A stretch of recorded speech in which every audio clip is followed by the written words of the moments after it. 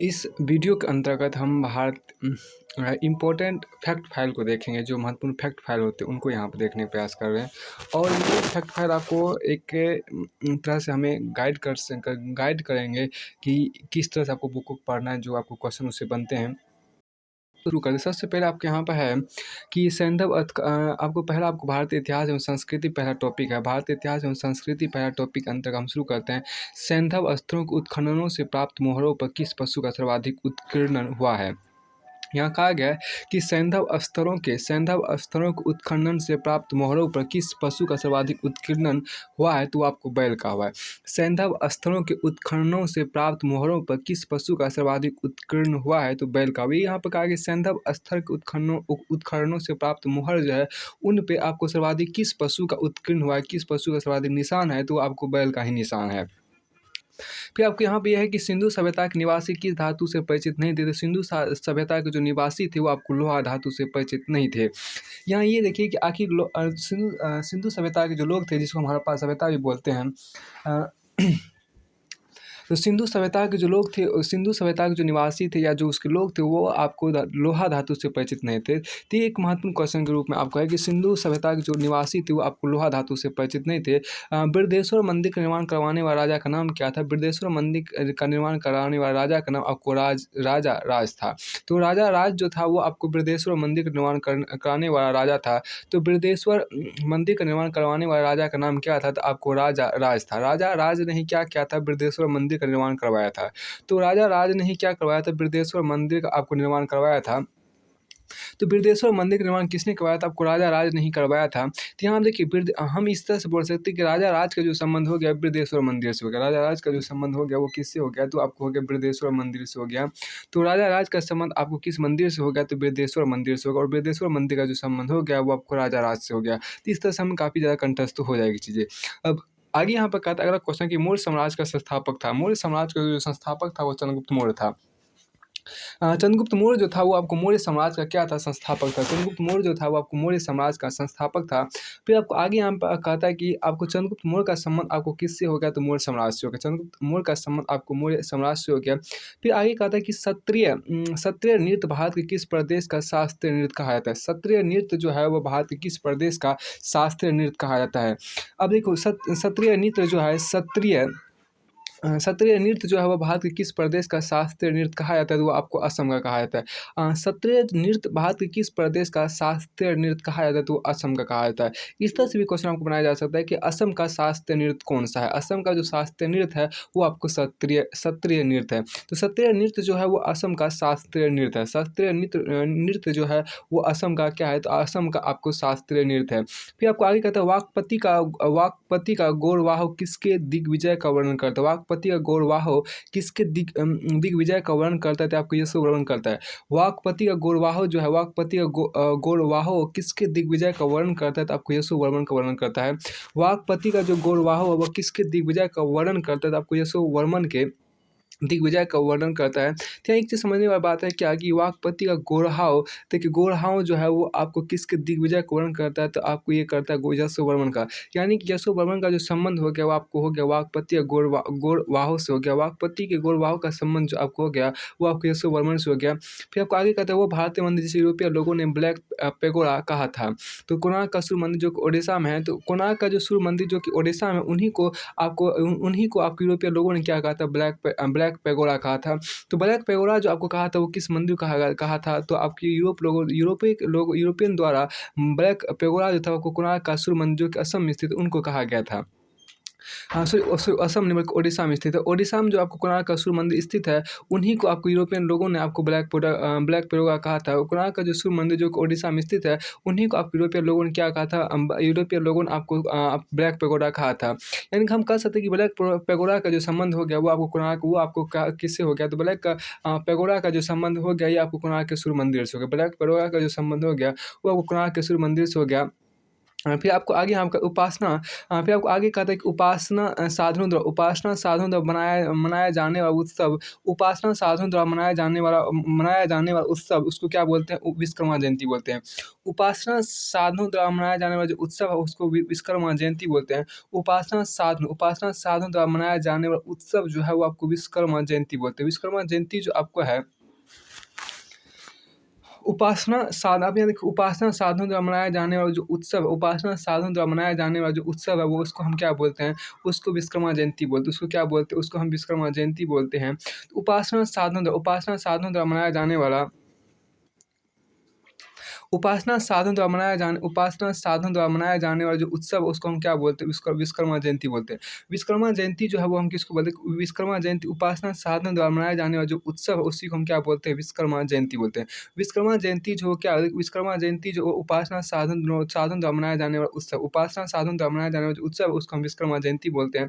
फिर कहते हैं कि सबसे पुरानी जीवित रॉक कट गुफा क्या है? देखिए सबसे पुरानी जीवित रॉक कट गुफा का नाम क्या है? तो आपको बराबर गुफा है। तो बराबर गुफा जो आपको सबसे पुरानी जीवित रॉक कट गुफा है। तो रॉक कट गुफा का संबंध आपके यहाँ पर हो गया किससे? तो आपको बराबर गुफा से आपको हो गया। आगे यहाँ पर कहता है कि आज अगला क्वेश्चन यहाँ पे देखिए 10वें पॉइंट में कि आज की गुरुमुखी डोगरी और सिंधी लिपियाँ किस लिपि से विकसित हुई है? तो आज की गुरुमुखी डोगरी और सिंधी लिपियाँ किस लिपि से आपको विकसित हुई है? तो आपको शारदा स्क्रिप्ट से आपको विकसित हुई है। यहाँ कहा गया कि आज की जो गुरुमुखी है और जो डोगरी और जो सिंधी लिपियाँ हैं वो किस लिपि से विकसित हुई थी? तो ये आपको शारदा स्क्रिप्ट या शारदा लिपि से क्या हुआ था? वो विकसित हुआ था।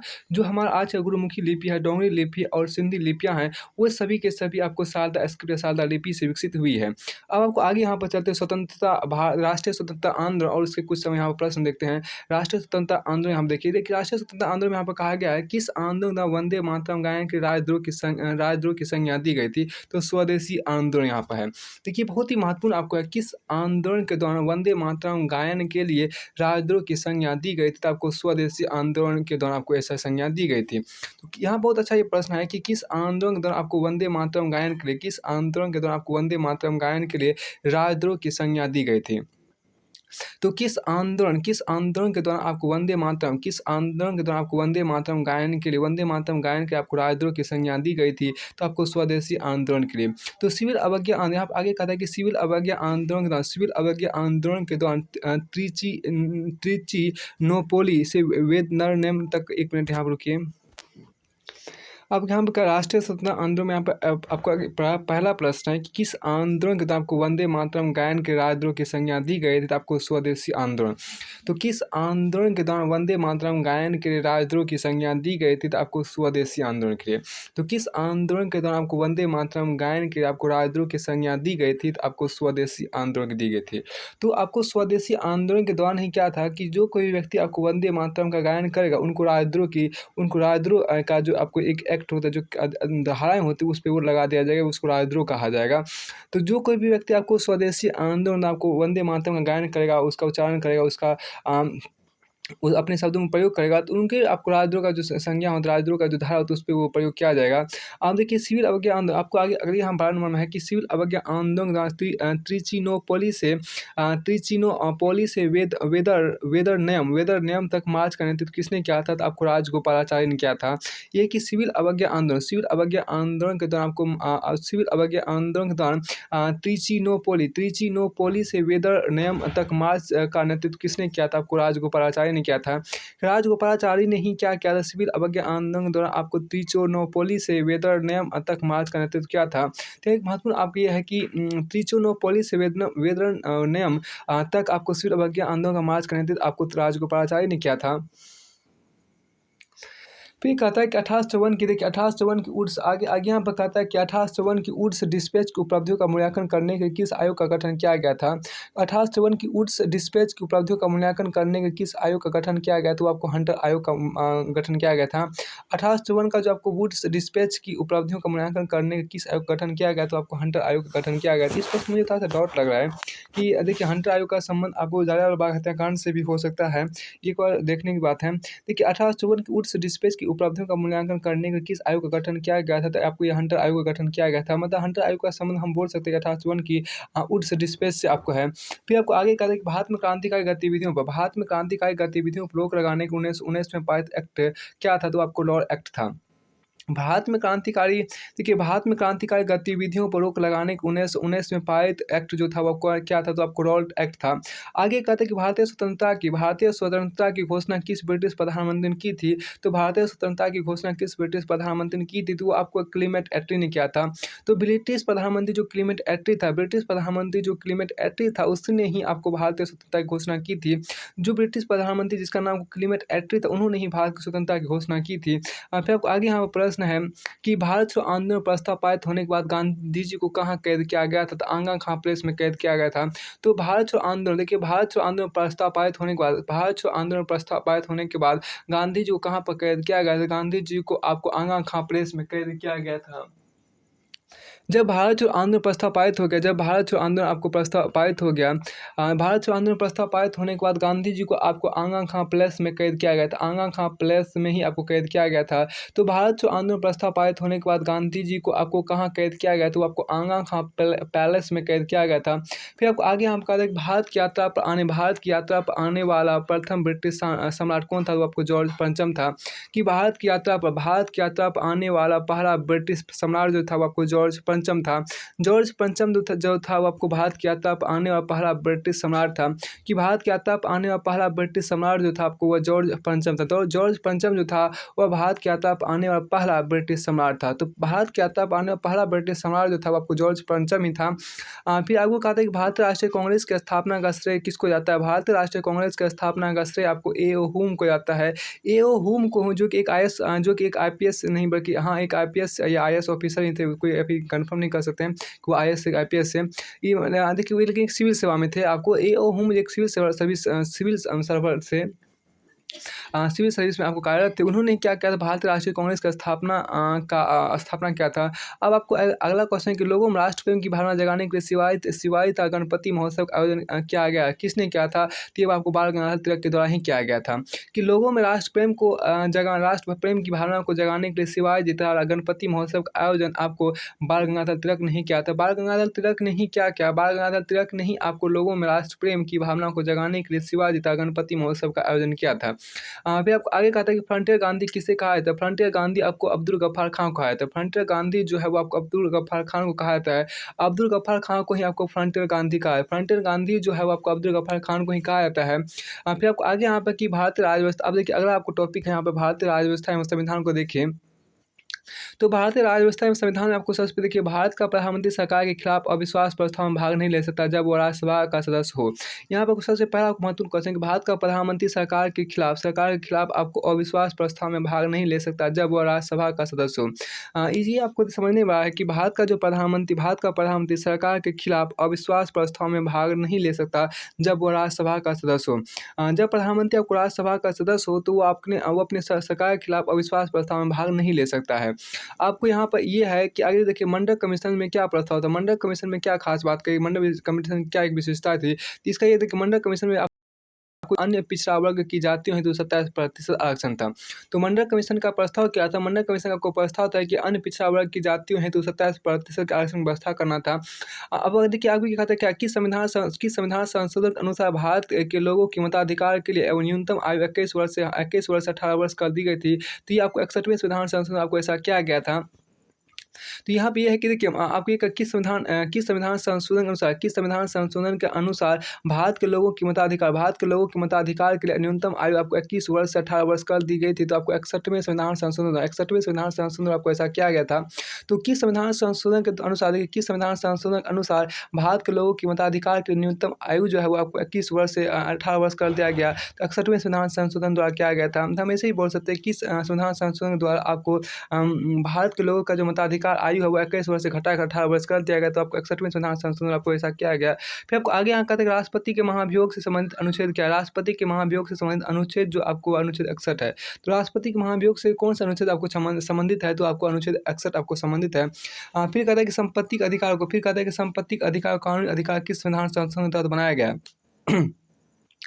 आगे हम कहते हैं कि संपत्ति के अधिकार को आगे हम कहते हैं कि संपत्ति के अधिकार को कानूनी अधिकार किस संविधान संशोधन तहत बनाया गया था। आपको 44वें संविधान संशोधन तहत बनाया गया था। तो संपत्ति के अधिकार को देखिए, संपत्ति के अधिकार को कानूनी अधिकार किस संविधान संशोधन तहत बनाया गया था। आपको 44वें संविधान संशोधन आपको बनाया गया था। यहाँ ये कहा गया संविधान संपत्ति के अधिकार को कानूनी अधिकार किस संविधान संशोधन तहत बनाया गया था। तो आपको 44वें संविधान संशोधन के द्वारा बनाया गया था। जो आपको संपत्ति का अधिकार देखिए, जो संपत्ति का अधिकार को कानूनी अधिकार किस संविधान संशोधन के तहत बनाया गया था। आपको 44वें संविधान संशोधन तहत आपको बनाया गया था। ये काफ़ी महत्वपूर्ण है कि जो संपत्ति का जो मूल अधिकार था उसको संपत्ति के मूल अधिकार को हटा करके संपत्ति के मूल अधिकार को आपको कानूनी अधिकार बनाने का जो संविधान संशोधन हुआ था, वो किस संविधान संशोधन में आपको हुआ था। आपको 44 में 44 जिसे बोलते हैं 44 संविधान संशोधन आपको हुआ था। अब आगे कहते हैं किस वर्ष को ग्राम सभा का वर्ष घोषित किया गया है। तो देखिए, किस वर्ष को ग्राम सभा का वर्ष घोषित किया गया, 2009 और 10 में। 2009 और 10 देखिए, 2009 और 10 को ही आपको 2009 और 10 को ही ग्राम सभा वर्ष घोषित किया गया। काफ़ी महत्वपूर्ण है कि ग्राम सभा वर्ष किस वर्ष को घोषित किया गया था। 2009 और 10 को 2009 से 2010 तक के जो आपको इस बीच के क्या इस दौरान आपको 2009 और 2010 को क्या ग्राम सभा वर्ष घोषित किया गया था। फिर कहते हैं सीमा प्रबंधन प्रभाग किस मंत्रालय के अंतर्गत आते हैं। देखिए, सीमा प्रबंधन प्रभाग जो आपको वो आपको गृह मंत्रालय के अंतर्गत ही आते हैं। यह काफ़ी महत्वपूर्ण था क्वेश्चन आपको देखिए, सीमा प्रबंधन प्रभाग जो है वो किस मंत्रालय के अंतर्गत आते हैं। सीमा प्रबंधन प्रभाग जो है वो आपको गृह मंत्रालय के अंतर्गत ही आते हैं। तो सीमा प्रबंधन प्रभाग जो है वो आपको गृह मंत्रालय के अंतर्गत ही आते हैं। फिर आपको आगे कहता है, अगला प्रश्न है कि देखिए, स्वर्ण सिंह समिति ने किसकी सलाह दी। स्वर्ण सिंह समिति ने किसकी सलाह दी थी। स्वर्ण सिंह समिति ने आपको भारतीय संविधान में मौलिक कर्तव्यों को शामिल करने की सलाह दी थी। स्वर्ण सिंह समिति ने ही आपको भारतीय संविधान में मौलिक कर्तव्यों को शामिल करने की सलाह दी थी। ये एक प्रश्न ये बनेगा कि भारतीय संविधान में मौलिक कर्तव्यों को शामिल करने की सलाह किसने दी थी। तो आपको स्वर्ण सिंह समिति ने ही दी थी। आपको आगे देखिए, विधान परिषद की कुल सदस्य संख्या का कितना भाग विधानसभा से चुनकर आता है। तो 1/3 भाग चुनकर आता है। ये काफ़ी महत्वपूर्ण है कि विधान परिषद की कुल सदस्य संख्या का कितना भाग विधानसभा से चुनकर आता है। तो आपको 1/3 भाग चुनकर आता है। कि विधान परिषद की कुल सदस्य संख्या का कितना भाग जो है वो आपको विधानसभा से चुनकर आता है। तो 1/3 भाग आपको चुनकर आता है। 1/3 भाग हम इस तरह से कह सकते हैं कि मान लीजिए आपको विधानसभा का मान लीजिए 18 कुल 18 हैं, तो उस 18 में 1/3 कीजिएगा, मान लीजिए 6 उस विधानसभा के जो 6 सदस्य होगा वो आपको विधान परिषद में आ जाएंगे चुनकर। आपको आगे यहाँ पर कहता है कि आगे क्या इसी को लास्ट क्वेश्चन यहाँ पर 30 में है कि संविधान की किस अनुसूची में केंद्र एवं राज्यों के बीच वैधानिक शक्तियों का बंटवारा दिया हुआ है। तो आपको 7वें अनुसूची में दिया हुआ है कि संविधान की किस अनुसूची में केंद्र एवं राज्यों के बीच वैधानिक शक्तियों का बंटवारा दिया हुआ है। तो आपको 7वें अनुसूची में आपको दिया हुआ है। तो संविधान की किस अनुसूची में देखो, संविधान की किस अनुसूची में केंद्र एवं राज्यों के बीच वैधानिक शक्तियों को बंटवारा दिया हुआ है। तो आपको 7वें अनुसूची में आपको दिया हुआ है। देखिए, यहाँ पर आपको ये कहा गया कि संविधान की किस अनुसूची में आपको केंद्र एवं राज्यों के बीच आपको वैधानिक शक्तियों को बंटवारा दिया हुआ है। तो आपको 7वें अनुसूची में आपको दिया हुआ है। तो संविधान की किस अनुसूची में केंद्र एवं राज्यों के बीच आपको वैधानिक शक्तियों को बंटवारा दिया हुआ है। तो आपको 7वीं अनुसूची में आपको बंटवारा दिया हुआ है। फिर आपको आगे यहाँ पर कहा था क्या, पर्यावरण एवं जैव विविधता पर देखिए, पर्यावरण एवं जैव विविधता देखिए भारत में पर्यावरण संरक्षण अधिनियम किस वर्ष पारित हुआ था। भारत में आपको पर्यावरण संरक्षण अधिनियम काफी महत्वपूर्ण है। भारत में पर्यावरण संरक्षण अधिनियम जो है वो आपको 1986 ईस्वी में आपको पारित हुआ था। कि भारत में पर्यावरण संरक्षण अधिनियम किस वर्ष पारित हुआ था। 1986 ईस्वी में आपको पारित हुआ था। फिर कहता है राष्ट्रीय पर्यावरण अभियांत्रिकी शोध संस्थान, जिसको हम NEERI बोलते हैं, कहाँ अवस्थित है। तो आपको नागपुर जो कि महाराष्ट्र में वहाँ अवस्थित है। आपके राष्ट्रीय पर्यावरण अभियांत्रिकी शोध संस्थान NEERI कहाँ अवस्थित है। तो आपको नागपुर महाराष्ट्र में अवस्थित है। देखिए, राष्ट्रीय पर्यावरण अभियांत्रिकी शोध संस्थान, जिसको हम नीरी बोलते हैं, एक तरह से जिसको नीरी बोलते हैं, NEERI नीरी कहाँ अवस्थित है। तो आपको नागपुर महाराष्ट्र में अवस्थित है। देखिए, N से नेचर होता है, इससे एनवायरनमेंट होता है। फिर आपको यहाँ जो E है, E से आपको इंजीनियरिंग हो गया, और आपको R से रिसर्च हो गया, और I से आपको इंस्टीट्यूट हो गया। तो इसको बोलते हैं क्या, राष्ट्रीय पर्यावरण अभियांत्रिकी शोध संस्थान, आपको नागपुर महाराष्ट्र में स्थित है, महाराष्ट्र के नागपुर में स्थित है। अब आपको देखिए, पहला पृथ्वी शिखर सम्मेलन कहाँ पर हुआ था। तो आपको 1992 आपको हुआ था, वो कहाँ पर हुआ था। आपको रियो डी जेनेरो जो ब्राजील में वहाँ पर हुआ था। जो पहला पृथ्वी शिखर सम्मेलन जो कि आपको 1992 में हुआ था, वो कहाँ पर हुआ था। तो आपको ब्राज़ील के शहर रियो डी जेनेरियो में आपको हुआ था। फिर आपको आगे यहाँ कहते हैं पर्यावरण के प्रति महत्वपूर्ण उत्पादों के लिए कौन सा प्रमाण पत्र दिया जाता है। तो इको मार्क दिया जाता है। देखिए, पर्यावरण के प्रति आपको महत्वपूर्ण उत्पादों के लिए कौन सा प्रमाण पत्र आपको दिया जाता है। तो आपको इको मार्क प्रमाण पत्र आपको दिया जाता है। फिर आपको आगे कहते हैं किस प्रकार का पारिस्थितिकी तंत्र पृथ्वी के सर्वाधिक भाग को फैला हुआ है, तो किस प्रकार का जो पारिस्थितिकी तंत्र है, किस प्रकार का पारिस्थितिकी तंत्र पृथ्वी के सर्वाधिक भाग पर फैला हुआ है, तो आपको सामुद्रिक। तो सामुद्रिक पारिस्थितिकी तंत्र जो है वो पृथ्वी के सर्वाधिक भाग पर फैला हुआ है। किस प्रकार का पारिस्थितिकी तंत्र पृथ्वी के सर्वाधिक भाग पर फैला हुआ है, तो आपको सामुद्रिक सामुद्रिक सामुद्रिक सामुद्रिक पारिस्थितिकी तंत्र जो है वो पृथ्वी के सर्वाधिक भाग पर फैला हुआ है। फिर आपको आगे यहाँ पर कहता है कि समुद्री वातावरण के मुख्य प्राथमिक उत्पादक कौन है? कि समुद्री वातावरण के मुख्य प्राथमिक उत्पादक जो है वो आपको प्लैंक्टस है। तो फाइटोप्लैंक्टन्स जो है वो आपको है। अब के समुद्री वातावरण के मुख्य प्राथमिक उत्पादक कौन है? समुद्री वातावरण के मुख्य प्राथमिक उत्पादक जो हैं वो आपको फाइटोप्लैंक्टन्स है। फिर आपको आगे कहता है कि भारतीय संसद आपको जैव विविधता अधिनियम कब पारित हुआ था? भारतीय संसद आपको जैव विविधता अधिनियम जो है वो आपको 11 दिसंबर 2002 को पारित हुआ था। भारतीय संसद आपको जैव विविधता अधिनियम कब पारित हुआ था? भारतीय संसद आपको जैव विविधता अधिनियम जो है भारतीय संसद में आपको जैव विविधता अधिनियम जो है वो आपको कब पारित हुआ था? भारतीय संसद में आपको जैव विविधता अधिनियम आपको 11 दिसंबर 2002 को पारित हुआ था। ये काफ़ी महत्वपूर्ण है और एक तरह से देखा जाए तो आपको 1 दशक पहले का है कि देखिए भारतीय संसद आपको जैव विविधता अधिनियम कब पारित हुआ था? आपको जिसको हम अंग्रेजी में बोलते हैं बायोडायवर्सिटी एक्ट जिसे बोलते हैं। तो बायोडायवर्सिटी एक्ट भारतीय संसद में आपको 11 दिसंबर 2002 को पारित हुआ था। फिर आपको आगे सर्वाधिक जैव विविधता कहाँ पाई जाती है? सर्वाधिक जैव विविधता आपको उष्णकटिबंधीय वर्षा वनों में पाई जाती है। तो सर्वाधिक जैव विविधता जो आपको तो वह उष्णकटिबंधीय वर्षा वनों में पाई जाती है। देखिए उष्णकटिबंधीय वर्षा वनों में ही आपको सर्वाधिक जैव विविधता आपको पाई जाती है। फिर कहते हैं वैश्विक तापमान से संबंधित संधि है। वैश्विक तापमान से संबंधित कौन सी संधि है? तो आपको क्योटो प्रोटोकॉल है। क्योटो प्रोटोकॉल जो आपका है वो आपको वैश्विक तापमान से संबंधित आपको संधि है, एक एग्रीमेंट है। तो क्योटो प्रोटोकॉल जो आपका है वो आपको वैश्विक तापमान से संबंधित एक संधि है। आपको आगे यहाँ पर कहा गया किसी प्रजाति को अपने प्राकृतिक आवास में किसी प्रजाति को अपने प्राकृतिक आवास में कितने वर्षों तक ना देखे जाने पर विलुप्त माना जाता है? 50 वर्षों तक। यहाँ ये कहा किसी प्रजाति को अपने प्राकृतिक आवास में कितने वर्षों तक ना देखे जाने पर विलुप्त माना जाता है? तो 50 वर्षों तक। देखिए किसी प्रजाति को अपने प्राकृतिक आवास में कितने वर्षों तक ना देखे जाने पर विलुप्त माना जाता है? तो 50 वर्षों तक होता है। किसी प्रजाति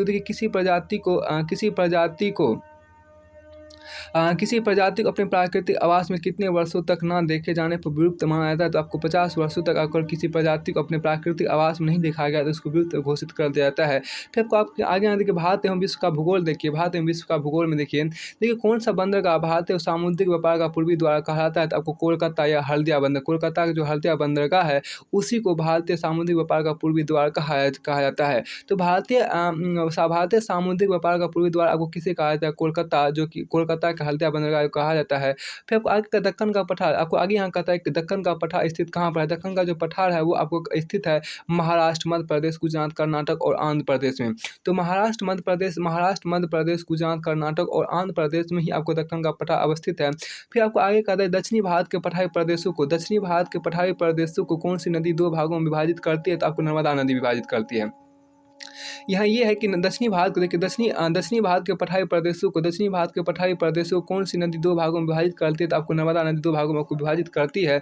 तो दक्षिणी भारत के पठारी प्रदेशों को कौन सी नदी आपको 2 भागों में विभाजित करती है? तो आपको नर्मदा नदी आपको 2 भागों में विभाजित करती है। फिर आपको आगे यहाँ पर कहता है कि दलदली एवं ज्वार भाटा वाले क्षेत्रों में पाए जाने वाले वनों को क्या कहा जाता है? तो आपको मैंग्रोव वन कहा जाता है। ये काफ़ी महत्वपूर्ण आपके यहाँ पर है कि देखिए दलदली एवं ज्वार भाटा वाले क्षेत्रों में पाए जाने वाले वनों को क्या कहा जाता है? तो पाए जाने वाले वनों को आपको मैंग्रोव वन कहा जाता है। कि दलदली एवं ज्वार भाटा वाले क्षेत्रों में पाए जाने वाले वनों को आपको क्या कहा है? वनों को आपको मैंग्रोव वन कहा जाता है। मैंग्रोव वन किसे कहते हैं? हम इस तरह से बोल सकते हैं मैंग्रोव वन किसे कहा जाता है? तो दलदली एवं ज्वार भाटा वाले क्षेत्रों में पाए जाने वाले वनों को मैंग्रोव वन कहते हैं। फिर आपको आगे यहाँ पर है कि विश्व में सबसे अधिक ऊंचाई पर स्थित युद्ध स्थल है। विश्व में सबसे अधिक ऊंचाई पर स्थित युद्ध स्थल कौन सा है? तो आपको सियाचिन ग्लेशियर है। तो जो सियाचिन ग्लेशियर है वो विश्व में सर्वाधिक ऊंचाई पर स्थित युद्ध स्थल है। फिर आपको आगे कहता है नीलगिरी पहाड़ियाँ किस राज्य में स्थित है? देखिए नीलगिरी पहाड़ियाँ जो आपका है वो आपको तमिलनाडु में अवस्थित है। जो नीलगिरी पहाड़ियाँ वो कहाँ पर अवस्थित है? देखिए नीलगिरी पहाड़ियाँ जो आपका वो आपको तमिलनाडु राज्य में स्थित है। फिर आपको आगे यहाँ कहा है कि भारत का प्रथम परमाणु रिएक्टर कौन-सा है और ये कब शुरू हुआ? देखिए भारत का प्रथम परमाणु रिएक्टर जो आपको है वो आपको ये कब शुरू हुआ था? देखिए अप्सरा है। भारत का प्रथम परमाणु रिएक्टर कौन-सा है और ये कब शुरू हुआ? देखिए भारत का प्रथम परमाणु रिएक्टर जो है वो आपको अप्सरा है, वो 1956 आपको शुरू हुआ था। भारत का प्रथम परमाणु रिएक्टर कौन-सा और ये कब शुरू हुआ? देखिए आपको भारत का प्रथम परमाणु रिएक्टर जो है वो आपको अप्सरा है, जो कि 1956 में आपको शुरू हुआ था। अब भारत का प्रथम परमाणु रिएक्टर अगर भारत का प्रथम परमाणु रिएक्टर की बात आएगी तो आपको अप्सरा है, जो कि 1956 में आपको शुरू हुआ था। अब आगे देखिए विश्व की सबसे बड़ी मीठे पानी की झील कौन-सी? वो आपको सुपीरियर झील है। विश्व की अगर बात किया जाए कि विश्व की सबसे बड़ी मीठे पानी की जो झील है वो कौन-सी है आपको है? तो आपको सुपीरियर झील है। फिर आपको आगे कहता है कि पनामा नहर किन 2 महासागरों को जोड़ती है? तो पनामा नहर जो आपको है वो प्रशांत एवं अटलांटिक महासागर को जोड़ती है। पनामा नहर जो है वो आपको प्रशांत एवं अटलांटिक एवं अटलांटिक नहर को जोड़ती है। आपको एक मिनट, पनामा नहर जो आपका है वह किन 2 महासागर को जोड़ती है? पनामा नहर जो आपको प्रशांत एवं अटलांटिक महासागर को जोड़ती है। तो हम ये से प्रश्न बन सकते हैं कि प्रशांत एवं अटलांटिक महासागर कौन सी नहर जोड़ते हैं? तो आपको पनामा नहर जोड़ती है। फिर आपको आगे कहते हैं विश्व में प्राकृतिक रबर का सबसे बड़ा उत्पादक देश कौन है? विश्व में प्राकृतिक रबर का सबसे बड़ा उत्पादक देश जो है वो आपको थाईलैंड है। थाईलैंड जो है वो विश्व में प्राकृतिक रबर का सबसे बड़ा उत्पादक देश, ये काफ़ी महत्वपूर्ण है कि थाईलैंड जो आपका है, थाईलैंड अभी वर्तमान में चर्चा में भी है। थाईलैंड जो आपको प्राकृतिक रबर का सबसे बड़ा उत्पादक देश है। अब देखिए भारतीय हम इसको इस तरह से भारतीय अर्थव्यवस्था, अब देखिए अब भारतीय अर्थव्यवस्था में देखिए कि खादी और ग्राम उद्योग विकास आयोग की स्थापना कौन सी पंचवर्षीय योजना में के तहत हुई थी? तो खादी एवं ग्राम उद्योग विकास आयोग की स्थापना कौन सी पंचवर्षीय योजना में आपको हुई थी? तो ये आपको हुई थी दूसरी पंचवर्षीय योजना में आपको हुई थी। तो खादी एवं ग्राम उद्योग विकास आयोग की स्थापना आपको कौन सी पंचवर्षीय योजना में आपको हुई थी? तो आपको ये दूसरी पंचवर्षीय योजना में आपको हुई थी। फिर आपको आगे यहाँ पर कहा था केंद्रीय सहकारी बैंकों की स्थापना किस स्तर पर हुई है? केंद्रीय सहकारी बैंकों की स्थापना जो है वो आपको जिला स्तर पर हुई है। तो केंद्रीय सहकारी बैंकों की जो स्थापना है वो किस स्तर पर हुई है? तो आपको जिला स्तर पर हुई है। केंद्रीय सहकारी बैंकों की स्थापना जो है वो आपको किस स्तर पर हुई है? तो आपको जिला स्तर पर वो आपको हुई है। फिर आपको आगे कहा था कि पर्यटन से उत्पन्न, आपको आगे यहाँ पर कहा था क्या पर्यटन से उत्पन्न आय क्या है? देखिए पर्यटन से उत्पन्न आय को हम बोलते हैं अदृश्य निर्यात बोलते हैं। देखिए पर्यटन से उत्पन्न आय को क्या बोलते हैं? अदृश्य निर्यात बोलते हैं। काफ़ी महत्वपूर्ण है कि अदृश्य निर्यात किसे कहते हैं? अदृश्य निर्यात आपको पर्यटन से उत्पन्न आय को बोलते हैं। फिर आपको आगे देखिए वित्तीय जिम्मेदारी और बजट प्रबंधन अधिनियम का प्रमुख उद्देश्य था। वित्तीय जिम्मेदारी और बजट प्रबंधन पर अधिनियम का प्रमुख उद्देश्य क्या था? वो आपको था राजस्व घाटे को खत्म करना। तो वित्तीय जिम्मेदारी और बजट प्रबंधन अधिनियम का प्रमुख उद्देश्य जो था आपको था राजस्व घाटे को खत्म करना। राजस्व घाटे को खत्म करना जो था आपको वित्तीय जिम्मेदारी और बजट प्रबंधन अधिनियम का प्रमुख उद्देश्य था। तो वित्तीय जिम्मेदारी और बजट प्रबंधन अधिनियम का प्रमुख उद्देश्य जो था आपको राजस्व घाटे को खत्म करना था। अ, आपको देखिए वित्तीय जिम्मेदारी जो था वित्तीय जिम्मेदारी और बजट प्रबंधन अधिनियम का प्रमुख उद्देश्य क्या था? आपको राजस्व घाटे को खत्म करना था। तो आपको ये देखिए वित्तीय जिम्मेदारी और बजट प्रबंधन अधिनियम का प्रमुख उद्देश्य क्या था? आपको राजस्व घाटे को खत्म करना था। राजस्व घाटे को खत्म करना जो था आपको वित्तीय जिम्मेदारी और बजट प्रबंधन अधिनियम का प्रमुख उद्देश्य था। फिर आप आगे आपका भारत में खाद्य सुरक्षा और मानक अधिनियम पारित किया गया था। कब पारित किया गया था? 2006 में किया गया था। तो भारत में आपको खाद्य सुरक्षा और मानक अधिनियम आपको वर्ष 2006 में ही आपको पारित किया गया। भारत में आपको खाद्य सुरक्षा और मानक अधिनियम आपको वर्ष 2006 में पारित किया गया था। फिर आपको आगे कहा था कि घाटिक वित्तीय पोषण, आपको आगे यहाँ पर कहा था घाटिक वित्त पोषण में वृद्धि होने पर अतिरिक्त तरलता को रोकने के लिए भारत रिजर्व बैंक द्वारा कौन सी प्रक्रिया अपनाई जाएगी? तो CRR बढ़ाना। एक समझने की देखिए घाटिक वित्त पोषण में वृद्धि होने पर अतिरिक्त तरलता को रोकने के लिए भारत के रिजर्व बैंक द्वारा कौन सी प्रक्रिया अपनाई जाएगी? तो आपको CRR बढ़ाने वाली प्रक्रिया को अपनाई जाएगी। तो घाटिक वित्त पोषण को वृद्धि होने पर अतिरिक्त तरलता को रोकने के लिए भारत के रिजर्व बैंक द्वारा कौन सी प्रक्रिया अपनाई जाएगी? तो CRR बढ़ाने की प्रक्रिया अपनाई जाएगी। फिर आपको आगे कहता है उपभोक्ता संरक्षण अधिनियम कब लागू हुआ? उपभोक्ता संरक्षण अधिनियम कब लागू हुआ? 1987 में आपको लागू हुआ था। उपभोक्ता संरक्षण अधिनियम जो है वो कब लागू हुआ? उपभोक्ता संरक्षण अधिनियम आपको 1987 में ही आपको लागू हुआ था। उपभोक्ता संरक्षण अधिनियम जो आपको है वो आपको 1987 में आपको लागू हुआ था। फिर आपको आगे कहता है कि रोबिन हुड प्रभाव संबंधित है। आगे कहता है कि रॉबिनहुड प्रभाव संबंधित है किससे? देखिए रॉबिनहुड प्रभाव जो संबंधित है वो आपको आय का पुनर्वितरण संबंधित है।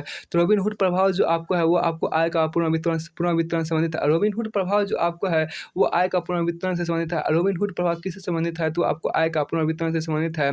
फिर आपको आगे यहाँ पर क्वेश्चन है कि अंतर्राष्ट्रीय मुद्रा कोष का वित्तीय वर्ष होता है। अंतर्राष्ट्रीय मुद्रा कोष का वित्तीय वर्ष कब से कब तक होता है? तो अंतर्राष्ट्रीय मुद्रा कोष का वित्तीय वर्ष आपको 1 मई से 30 अप्रैल तक का होता है। तो 1 मई से 30 अप्रैल तक आपको अंतर्राष्ट्रीय मुद्रा कोष का वित्तीय वर्ष होता है। फिर कहता है DONER डोनर जो है वो क्या है? डोनर भारत सरकार एक मंत्रालय। DONER क्या है? तो DONER जो है भारत सरकार का एक मंत्रालय है। तो भारत सरकार एक मंत्रालय का नाम क्या है? तो आपको DONER है, डोनर है। डोनर जो है भारत सरकार एक मंत्रालय है। फिर आपको आगे यहाँ पर कहता है क्या कि सामान्य विज्ञान तकनीकी में आइए, सामान्य विज्ञान तकनीकी में यहाँ पर है क्या है कि भारत का पहला रिमोट सेंसिंग सैटेलाइट कहाँ से छोड़ा गया? भारत का पहला रिमोट सेंसिंग सैटेलाइट जो है वो आपको बीकानेर से छोड़ा गया था। भारत का जो पहला आपको रिमोट सेंसिंग सैटेलाइट है वो कहाँ से छोड़ा गया? तो वो आपको बीकानेर से छोड़ा गया था। बीकानेर से ही देखिए, बीकानेर से ही भारत का पहला रिमोट सेंसिंग सैटेलाइट आपको छोड़ा गया था। बीकानेर से ही भारत का पहला आपको रिमोट सेंसिंग सैटेलाइट छोड़ा गया था। अब आगे कहते हैं क्रायोजेनिक इंजन का प्रयोग क्रायोजेनिक इंजन का प्रयोग किया जाता है। क्रायोजेनिक इंजन का प्रयोग आपको स्पेस शटल में किया जाता है। तो क्रायोजेनिक इंजन का प्रयोग आपको कहाँ किया जाता है? कहाँ किया जाता है? आपको स्पेस शटल में आपको किया जाता है। आपको देखिए इसरो का मुख्यालय आपको बेंगलुरु में स्थित है। इसरो का जो मुख्यालय है वो आपको बेंगलुरु में स्थित है। फिर इनसेट INSET इनसेट प्रणाली की निगरानी का दायित्व किस पर? इनसेट प्रणाली की निगरानी का दायित्व आपको अंतरिक्ष विभाग पर है।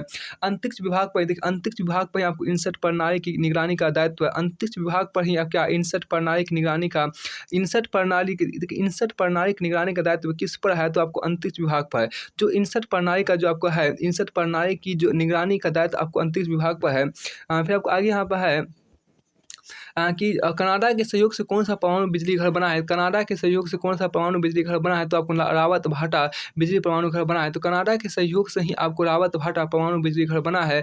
फिर कहते हैं भारत नाभिकीय ऊर्जा कार्यक्रम की नींव डालने का श्रेय, भारत में नाभिकीय ऊर्जा कार्यक्रम की नींव डालने का श्रेय किसको जाता है? तो आपको डॉक्टर होमी जहांगीर भाभा को जाता है। डॉक्टर होमी जहांगीर भाभा को ही भारत में नाभिकीय ऊर्जा कार्यक्रम की नींव डालने का श्रेय। यह एक महत्वपूर्ण है कि भारत में नाभिक ऊर्जा कार्यक्रम की नींव डालने का श्रेय किसको जाता है? डॉक्टर होमी जहांगीर भाभा को जाता है।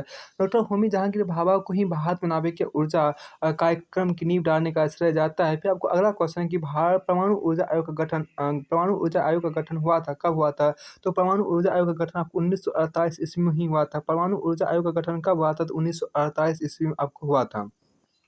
तो परमाणु ऊर्जा आयोग का गठन आपको 1948 ईस्वी में आपको हुआ था। 1948 में आपको परमाणु ऊर्जा आयोग का गठन हुआ था।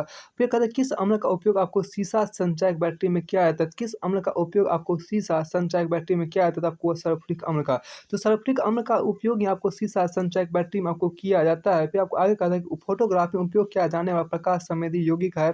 तो फोटोग्राफी में उपयोग किया जाने वाला प्रकाश संवेदी यौगिक जो है वो आपको सिल्वर ब्रोमाइड है।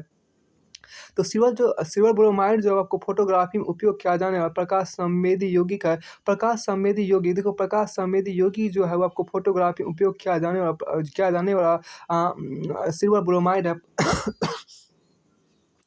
तो फोटोग्राफी उपयोग किया जाने वाला प्रकाश संवेदी यौगिक जो है वो आपको सिल्वर ब्रोमाइड है। फिर आगे कहते हैं डार्क एवेंजर क्या है? डार्क एवेंजर एक प्रकार का प्रमुख कंप्यूटर वायरस। देखिए डार्क एवेंजर जो है डार्क AVENGER डार्क एवेंजर जो है एक प्रकार का कंप्यूटर वायरस है। जब डार्क एवेंजर जो है वो क्या एक प्रकार का कंप्यूटर वायरस है।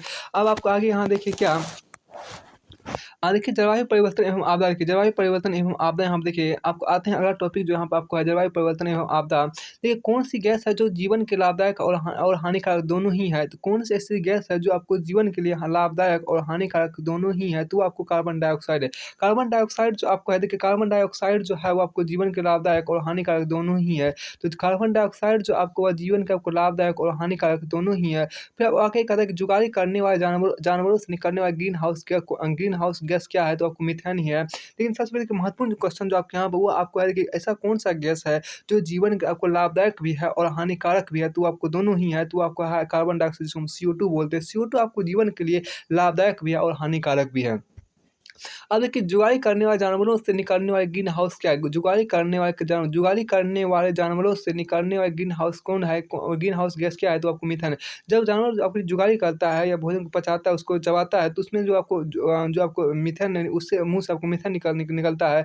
आपको आगे कहता है क्या? राष्ट्रीय जल मिशन प्रारंभ किया गया था। राष्ट्रीय जल मिशन जो है वो 6 अप्रैल 2011 को 6 अप्रैल 2011 को आपको राष्ट्रीय जल मिशन आपको प्रारंभ किया गया था।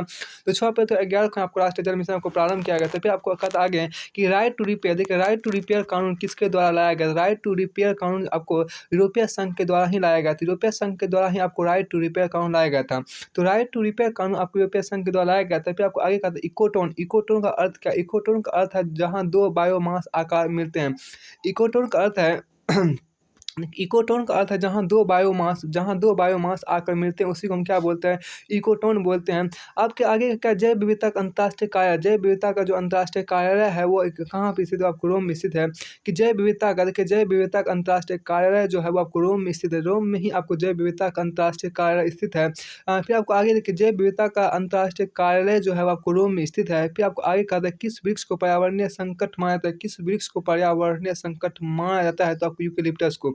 देखिए यूकेलिप्टस को क्या? देखिए यूकेलिप्टस को आपको यूकेलिप्टस को ही आपको क्या? यूकेलिप्टस को ही आपको यूकेलिप्टस वृक्ष को पर्यावरणीय संकट माना जाता है। जो कि यूकेलिप्टस वृक्ष जो है उसको क्या है? उसको पर्यावरणीय संकट माना जाता है। फिर आपको देखिए भविष्य का ईंधन किसे कहते हैं? तो भविष्य का ईंधन किस गैस को कहते हैं? भविष्य का ईंधन आपको हाइड्रोजन गैस को कहते हैं। फिर आपको आगे देखिए विश्व पर्यावरण संरक्षण दिवस। विश्व पर्यावरण संरक्षण दिवस आपको कब? विश्व पर्यावरण संरक्षण दिवस आपको 26 नवंबर को। विश्व पर्यावरण संरक्षण दिवस आपको 26 नवंबर को मनाया जाता है।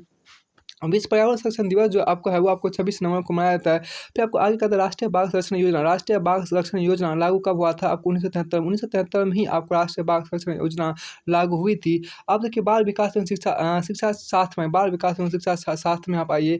एक शिक्षक का सबसे उत्तम गुण क्या है? यहाँ देखिए आपको बाल विकास शिक्षा का बहुत ही महत्वपूर्ण प्रश्न है। यहाँ देखिए एक शिक्षक का सबसे उत्तम गुण क्या है? एक शिक्षक का सबसे उत्तम गुण है छात्रों से मित्रतापूर्ण व्यवहार। एक शिक्षक का सबसे उत्तम गुण क्या है? सबसे उत्तम गुण, एक शिक्षक का सबसे उत्तम गुण है छात्रों से मित्रतापूर्ण व्यवहार। छात्रों से आपको मित्रतापूर्ण व्यवहार आपको यहाँ पर शुभ। अब आगे देखिए एक शिक्षक का सबसे महत्वपूर्ण गुण यहाँ पर है क्या? छात्रों से मित्रतापूर्ण व्यवहार आपको है। फिर आपको आगे सूक्ष्म शिक्षण। देखिए सूक्ष्म शिक्षण आवश्यक किस लिए? तो जो सूक्ष्म शिक्षण है, सूक्ष्म शिक्षण आवश्यक है क्या? विभिन्न शिक्षण कौशलों के विकास हेतु। सूक्ष्म शिक्षण, देखिए सूक्ष्म शिक्षण आवश्यक है। देखिए सूक्ष्म शिक्षण आवश्यक है किस लिए? तो विभिन्न शिक्षण कौशलों के विकास हेतु आपको सूक्ष्म शिक्षण आवश्यक है। फिर आपको आगे देखिए कक्षा 6 से 10 तक की शिक्षा कहा जाता है। कक्षा 6 से 10 तक की जो शिक्षा उसको हम क्या बोलते हैं? उसको माध्यमिक शिक्षा बोलते हैं।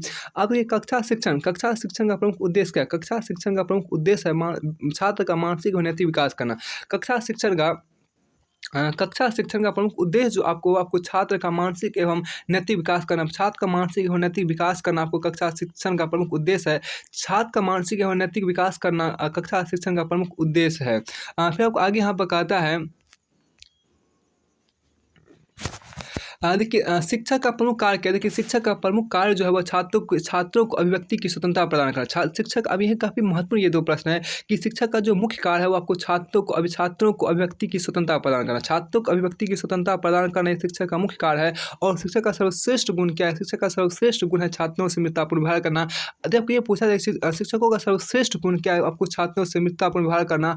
और आपको देखिए शिक्षक का मुख्य कार्य क्या है? शिक्षक का मुख्य कार्य जो आपको वो छात्रों की वो आपको क्या है? शिक्षक का मुख्य कार्य जो है वह छात्रों को अभिव्यक्ति की स्वतंत्रता प्रदान करना उसका मुख्य कार्य है।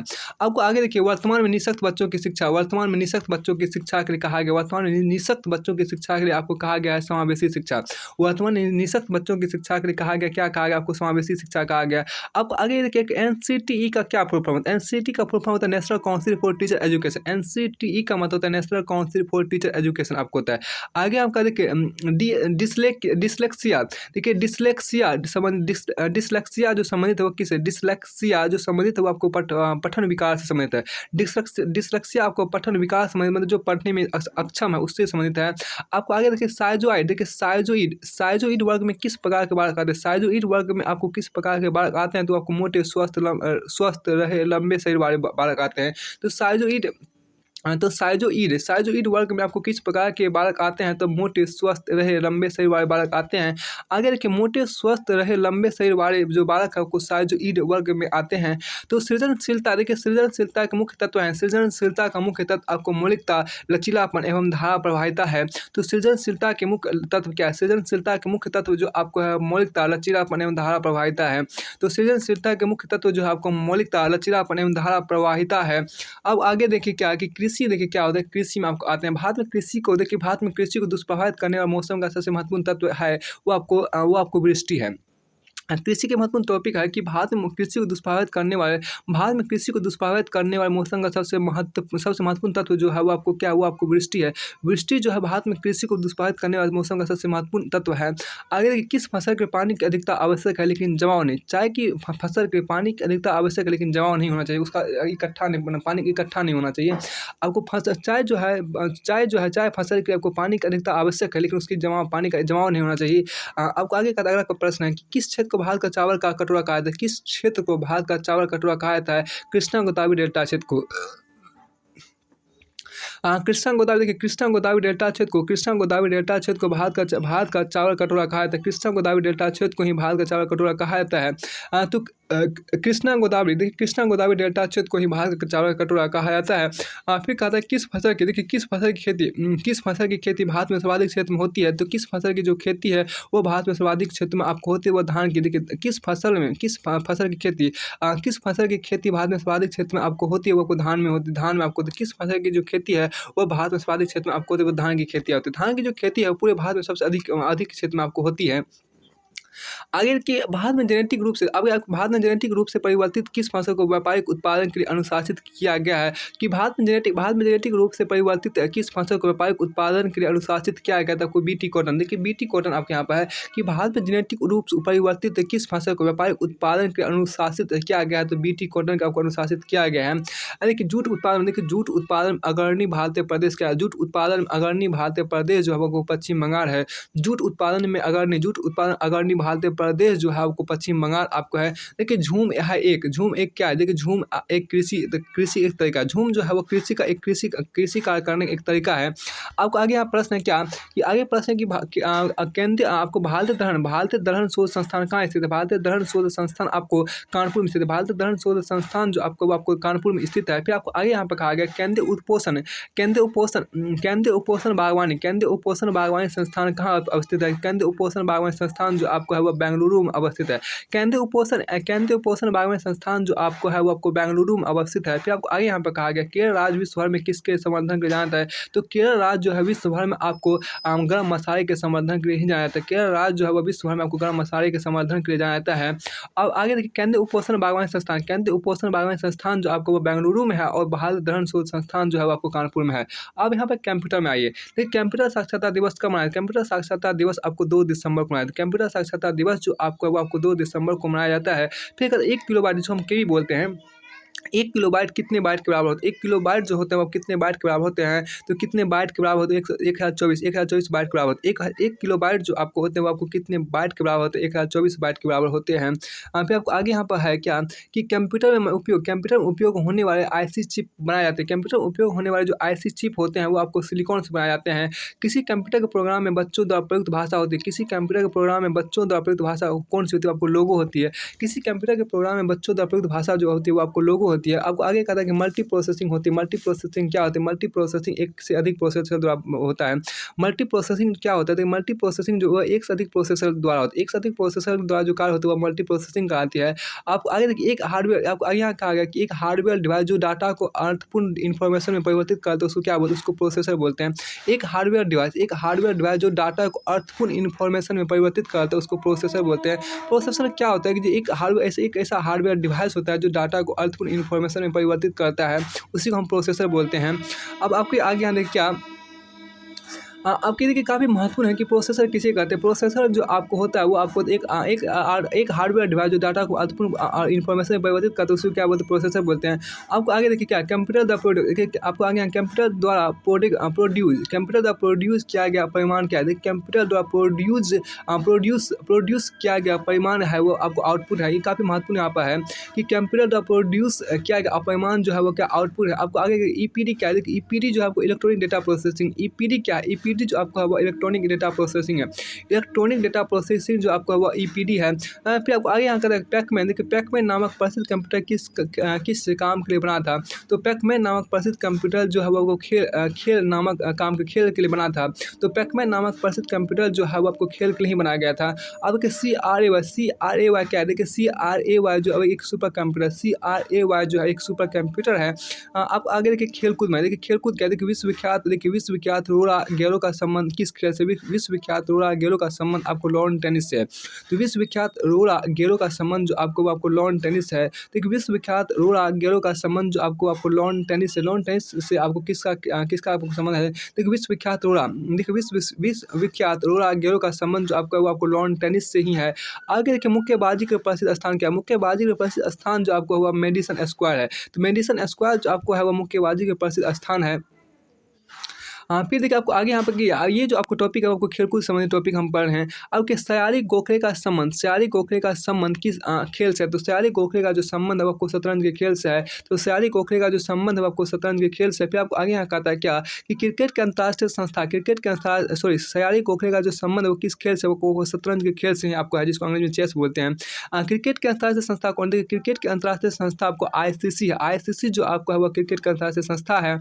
फिर ओलंपिक शब्द ओलंपस से आया है, जो नाम है एक पर्वत का। ओलंपिक शब्द जो है वो आपको ओलंपस से आया है, जो कि एक पर्वत का नाम, ओलंपस एक पर्वत का नाम है। अब देखिए आगे क्या है कि ऐसे शब्द संबंधित है क्रिकेट, ऐसे जो शब्द है वो आपको क्रिकेट से संबंधित है। भारत का सबसे पुराना हॉकी टूर्नामेंट कौन सा है। भारत का सबसे पुराना हॉकी टूर्नामेंट जो आपका है वो आपको बेटन कप है। बेटन कप जो है भारत का सबसे पुराना हॉकी टूर्नामेंट आपको है। फिर कहते हैं मेलेट। देखिए मेलेट शब्द किस खेल से संबंधित है। देखिए मेलेट शब्द किस खेल से संबंधित है, वो आपको ब्रिज से संबंधित है। मेलेट शब्द जो है वो किस खेल से संबंधित है, आपको ब्रिज से संबंधित है। तो मेलेट शब्द जो है वो किस खेल से संबंधित है, वो आपको ब्रिज से संबंधित है। फिर आपको आगे यहाँ पर क्या कि ब्रैडमैन। देखिए ब्रैडमैन बेस्ट पुस्तक के लेखक हैं। तो ब्रैडमैन बेस्ट पुस्तक के लेखक हैं रोलैंड पेरी है। तो ब्रैडमैन बेस्ट पुस्तक के जो लेखक हैं वो आपको रोलैंड पेरी है। रोलैंड पेरी जो आपको वो ब्रैडमैन बेस्ट पुस्तक के लेखक हैं। फिर आपको आगे यहाँ का कौन सा पुरस्कार वो क्रिकेट का ऑस्कर कहा था। कौन सा पुरस्कार जो आपको है वो क्रिकेट का ऑस्कर कहा था, आपको ICC पुरस्कार जो है वो क्रिकेट का ऑस्कर कहलाता है। फिर हम यहाँ बात है विविध पर। देखिए विविध में देखिए क्या है कि बिना ऑक्सीजन के एवरेस्ट की चोटी पर पहुँचने में पहला भारतीय जो था आपको शेरपा अंगदोर्जी था। शेरपा अंगदोर्जी जो था, देखिए बिना ऑक्सीजन के एवरेस्ट की चोटी पर पहुंचने वाला पहला भारतीय था। शेरपा अंगदोर्जी जो था बिना ऑक्सीजन के एवरेस्ट की चोटी पर पहुंचने वाला पहला भारतीय था। ये आपको विविध में हम आते हैं। फिर आपको देखिए भारत का अंतिम गवर्नर जनरल जो भारत का प्रथम वायसराय बना वो कौन था, आपको लॉर्ड कैनिंग था। भारत का ये काफ़ी महत्वपूर्ण है कि भारत का अंतिम गवर्नर जनरल जो था वो कौन था, और जो वही अंतिम गवर्नर जनरल जो भारत का प्रथम वायसराय बना था आपको लॉर्ड कैनिंग था। लॉर्ड कैनिंग जो था वो आपको भारत का अंतिम गवर्नर जनरल था और भारत का प्रथम वायसराय था। भारत अगर हम ये पूछे कि भारत का प्रथम वायसराय और अंतिम गवर्नर जनरल कौन था, तो एक ही व्यक्ति था जिसका नाम लॉर्ड कैनिंग था। आगे कहा गया क्या कि कृत्रिम उपग्रह को अंतरिक्ष में प्रक्षेपण करने वाला पहला देश कौन था, वो रूस था। कृत्रिम उपग्रह को अंतरिक्ष में प्रक्षेपण करने वाला पहला देश कौन था, वो आपको रूस था। रूस जो था वो पहला देश था जिसने कृत्रिम उपग्रह को अंतरिक्ष में प्रक्षेपण किया था। आगे अगला क्वेश्चन क्या, भारतीय वानस्पतिक सर्वेक्षण जिसको हम बोटानिकल सर्व ऑफ इंडिया कहा जाता है, का मुख्यालय कहाँ है, तो आपको कलकत्ता में। तो भारतीय वानस्पतिक सर्वेक्षण जिसको बोटानिकल सर्व ऑफ इंडिया का, तो उसका आपको मुख्यालय कलकत्ता में है। आपको आगे देखिए राष्ट्रीय चिन्ह के नीचे अंकित सत्यमेव जयते शब्द किस ऐतिहासिक रचना से लिया गया है, तो आपको मुंडक उपनिषद से लिया गया है। तो भारतीय चिन्ह के नीचे आपको अंकित सत्यमेव जयते जो शब्द हैं वो किस ऐतिहासिक रचना से लिया गया है, तो आपको लिया गया है मुंडक उपनिषद से लिया गया है। अब आपको आगे देखिए क्या कि छोटा लक्ष्य अपराध होता है, यह संकल्पना किसने दी है? ये संकल्पना हमें डॉक्टर एपीजे अब्दुल कलाम ने दी है। तो छोटा लक्ष्य देखिए, छोटा लक्ष्य अपराध होता है, छोटा लक्ष्य अपराध होता है, यह संकल्पना किसने दी है? डॉक्टर एपीजे अब्दुल कलाम ने दी है। देखिए छोटा लक्ष्य जो है वो आपको अपराध होता है, छोटा लक्ष्य जो आपको होता है वो आपको अपराध होता है, ये संकल्पना किसने दी है आपको? ये संकल्पना डॉक्टर एपीजे अब्दुल कलाम ने दी है। इकेबाना जो है, इकेबाना जो है वो किसका जापानी रूप है? इकेबाना किसका जापानी रूप है? वो तो आपको फूलों की सजावट का रूप है। इकेबाना जो आपको है किसका जापानी रूप है? तो इकेबाना जो किसका जापानी रूप है, तो आपको फूलों की सजावट का, तो फूलों की सजावट का जो रूप है वो इक्के बना जो है वो आपको फूलों की सजावट का ही एक रूप है। फिर आपको आगे हम क्वेश्चन है कि lady with the lamp, lady with the lamp जो है आपको फ्लोरेंस नाइटिंगेल को कहा जाता है। लेडी विद द लैम्प जो आपको लेडी विद द लैम्प जो आपको फ्लोरेंस नाइटिंगेल को कहा जाता है। फिर आपको आगे यहाँ का यूरोप का कॉकपिट, यूरोप का जो कॉकपिट है उसको किसको कहते हैं? यूरोप का कॉकपिट आपको बेल्जियम, यूरोप का कॉकपिट आपको बेल्जियम को कहते हैं। फिर आपको आगे हम देखिए नोबेल पुरस्कार अल्फ्रेड नोबेल के नाम पर शुरू हुआ, जिन्होंने क्या खोजा, जिन्होंने डायनामाइट को खोजा था। तो देखिए नोबेल पुरस्कार अल्फ्रेड नोबेल के नाम से शुरू हुआ था, और अल्फ्रेड नोबेल ने ही आपको डायनामाइट की खोज किया था। और इससे यहाँ से देखिए आपको पूरी तरह से ये जो इसका जो आपको फैक्ट फाइल था वो पूरी तरह से फिनिश होता है। अब हम आगे चलते हैं।